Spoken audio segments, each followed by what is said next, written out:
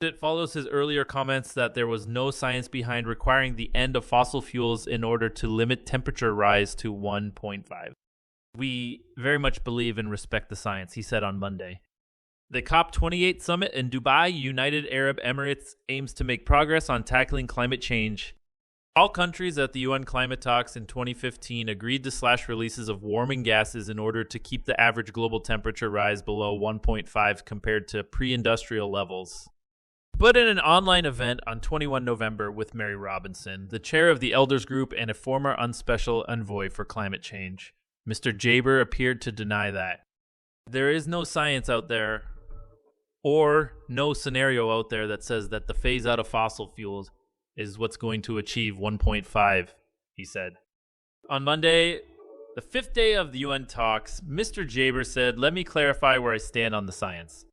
I honestly think there is some confusion out there and misrepresentation.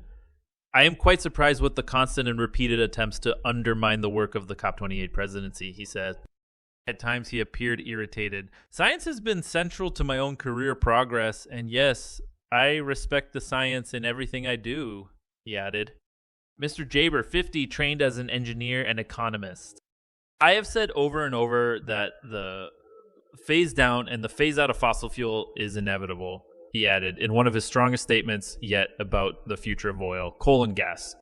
He spoke on Monday sitting next to Professor Jim Skia, chair of the Intergovernmental Panel on Climate Change at PCT.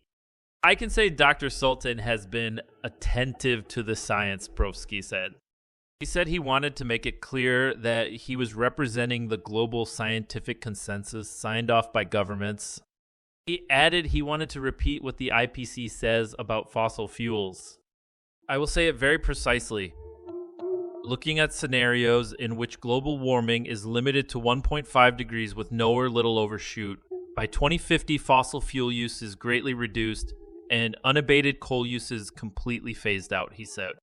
To meet that goal, oil use had to be reduced by 60 and gas use by 45 by 2050, he said. The UN talks are dominated by the question of how and when the use of oil, coal, and gas will be reduced. Countries whose economies rely heavily on fossil fuels are reluctant to agree to a complete end to the use of oil, coal, and gas. Instead, some suggest that expensive technologies that capture the warming gas carbon dioxide can be used, meaning the world can still burn fossil fuels at a significant rate. But countries on the front line of climate change want much stronger commitments to the full phase out of fossil fuels. The UAE's presidency of the COP28 talks has attracted criticism because the country is one of the top 10 oil and gas producers in the world. Mr. Jaber also heads the giant Abu Dhabi National Oil Company, ADNOC. On Monday morning, Tina Steege, climate envoy for the Marshall Islands, made comments on behalf of nations vulnerable to climate change. The president has said that 1.5 C's is North Star. "We are here to hold him to that," she said. Mr. Jaber also referred to suggestions that he had been ill-tempered with Mrs. Robinson, the host of the November event. "I had a conversation with someone I have a great deal of respect for," he said.